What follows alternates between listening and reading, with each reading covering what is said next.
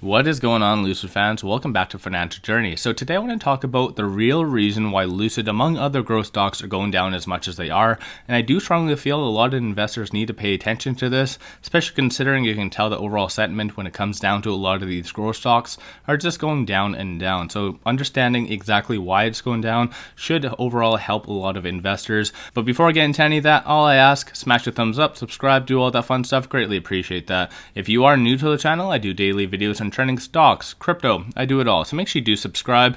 And if you like my channel and support the growth, take a look at my memberships, link in the description below, or just hit the join button at the bottom of the screen. And one final thing I want to bring to your attention, there is a new broker massive promo just for March. Click on the link below, sign up, you get one free stock valued up to $3,500. Deposit $1, you get another free stock and also one share of NEO. So take advantage of the promo, link is in the description below. With that said, let's get right to it. So looking at the chart though, you can see on an annual basis, we've gone down quite a lot. And again, this has killed a lot of the investor confidence. And keep in mind though, this hasn't necessarily just happened with Lucid. I'm just going to show you this just for a little bit more of a broad concept of exactly what has been happening. So you can see I'm comparing Tesla, Lucid, Rivian, and NEO. And looking right now, everything has been going down. Some of which is still up over the 1 year basis, but the majority of stocks are actually down. So that's something to take away from all of this. It's not necessarily just solely Lucid, but at the end of the day, that's not what investors really worry about. They just see Lucid going down as much as they are, they start to panic. So in reality, I'm just going to go through this, and I have covered this a lot in a lot of videos. New rounds of 13F. So typically when institutions and hedge funds show and disclose their position, it's for the quarter prior. So all of these, as far as 13Fs that come down the pipeline, are as of Q4 2021, so December 31st, 2021. So it's not the most up-to-date information, but it's the best information that we do have, especially more so on an individual basis. But I just want to again put something into perspective. So I'm just going to show you and organize it based on the share quantity. So we all know PIF has 1 billion and change. There's Vanguard, 28 million, which they did reduce their position by 20%. But I want to show you something more specifically with BlackRock. So BlackRock has 12.6 million shares of Lucid, and they actually did increase it 66.52% over the quarter prior. So that is a very big deal. But just keep in mind, they have an average of $28.94. Looking right here, Russia. So the whole situation with Russia is causing a lot of volatility in the market. So BlackRock fund does lose 17 billion due to the Russian exposure. And that's just the tip of the iceberg, as Western banks are owed 121 billion by Russian entities. So this is a very big deal, especially considering the huge amount of actual sanctions being placed on Russia is just causing more and more of a divide between Russia and the West. And when it comes down to it, Lucid is more so just caught in the crossfire because a lot of these institutions most likely have been selling out a lot of their growth stocks.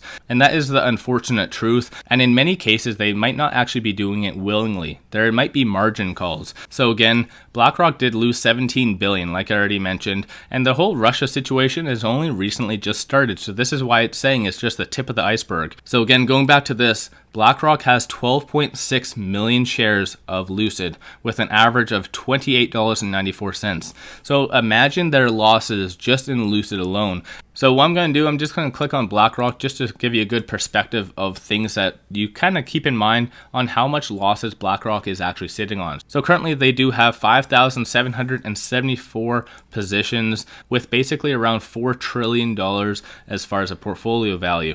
So just keep that in mind. A lot of growth stocks have been getting hit, even more so even over the last little bit since November, roughly about 50-60% if not more. And especially if they are Chinese companies and that delisting news that's been coming out, a lot of those companies have been getting completely slaughtered, well below their IPO. And more specifically, even Alibaba itself is at an insane discount. You can see $86.71. That is well below their IPO, which was in 2014. So just the fact that almost a decade has passed and it is below their IPO, that's just mind-blowing and goes to show how much losses a lot of institutions are currently sitting on. So like I said, especially with Russia tensions escalating as much as they are, a lot more institutions are going to suffer big time. And even more so with the sanctions, these Russian entities are not going to be paying back their debt of 121 billion anytime soon. So that's something for all of us to keep in mind, that most likely things may get worse before they get better. And there's a lot of different things punching us as investors in the face. This is one of them. When it comes down to more so the Feds now, the Feds isn't making things easier by increasing rates. But when it comes down to the Russia tensions, they're stuck between a rock and a rock, as are investors as well. But more so when it comes down to the Feds, because of the whole Russia situation and the huge amount of oil that they do have and commodities, they're causing a lot of inflation, more so than that was already out there. So again, it's kind of stuck between a rock and a rock for the Feds. They are forcibly going to be needing to increase their rates just to accommodate and match with inflation, or else the whole economy is just going to trickle out. And it's not necessarily just BlackRock that is losing and disclosing their holdings in Russia. There's a lot of other North American banks that are all losing a lot of money. So as far as Goldman Sachs and JP Morgan, they are actually fully 100% getting out of all of their Russian businesses. So that definitely shows that a lot of big changes are going to be coming over the next several months. So they are definitely doing that. And even other banks such as Citi are trying to figure out what to do as far as their Russian exposure. They're losing a lot of money, millions and millions of dollars every single day that they're holding onto Russian equities. And more so even when it comes down to more specifically, like I already said, with Citibank, they are currently running out of options to sell their Russian bank. And over the next several quarters, a lot of these banks and other holding companies, such as even McDonald's, is fully getting out of Russia. They were a little bit late to the game, but still, they getting out of Russia completely is going to affect their revenue. A lot of these North American companies are going to get affected months down the line and definitely will be represented and seen in their earnings, which ultimately us as investors are going to get hurt big time because we hold a lot of these companies anticipating that things are going to get better. So the point I'm getting at is this is exactly why Lucid and other growth stocks are going down as much as they are, because a lot of these institutions, again going back to this, BlackRock with 12.6 million shares of Lucid, PIF with 1 billion and change as far as shares of Lucid. A lot of them are losing their whole hats and their houses. Everyone, especially those that are actually leveraged, they are losing a lot of money. They're getting margin called and forcibly closing out a lot of their positions. And like I've been saying as well, a lot of these institutions have been adding puts. So you can see as far as the overall number of shares, it does actually even include puts. So a lot of these big institutions have a lot of puts and have been increasing. So even Goldman Sachs has 5, almost 6 million options, put options against Lucid, and they actually increased it 284%. So overall, the sentiment when it comes down to a lot of these growth stocks are going down and down. And again, I do bring this up almost every single video as far as updates. Options activity. So options activity has been dismal when it comes down to Lucid. There's been glimpses of some optimism on some days, but the overall sentiment is really low. So even from Friday, $2.76 million worth of options were getting into Lucid, with only 37% of them positive. Overall, all last week, only 30% was positive. So again, going back to this, a lot of institutions most likely have been being margin called, closing out the position, and they do sense the broader fear in the market, and they've been adding a lot of puts. So you can tell that especially with the amount of money that is getting in. Even all of last week, $95.41 million worth of options were being done on Lucid, which again, only 30% were positive. So a lot of puts are being placed on Lucid.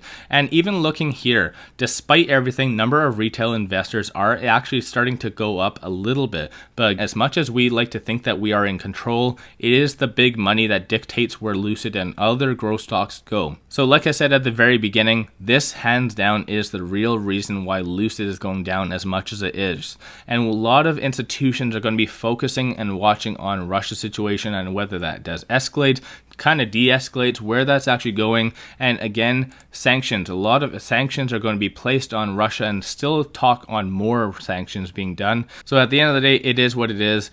Us as investors just need to choose good companies and choose good companies that are going to last in the long term, 5 to 10 years out. And when it comes down to EV companies, especially more so Lucid, they have a very good technology, they have good growth potential, and yes, Russia's situation and a lot of these institutions losing a lot of money is going to still affect Lucid, but in the long term, it is going to be still very profitable for us as investors. Just like I said, I do strongly feel things are going to get worse before they do get better. So overall, let me know your thoughts on Lucid in the comments below, and let me know your thoughts on, more specifically, BlackRock stock losing 17 billion just due to the Russian exposure, and that more so has been over the last 3-4 weeks, give or take. So let me know your thoughts on that. If you haven't already, smash the thumbs up and subscribe. I greatly appreciate that. Again, if you do like my channel and support the growth, take a look at my memberships link in the description below, or just hit the join button at the bottom of the screen. And don't forget to take advantage of this massive promo. Link is in the description below.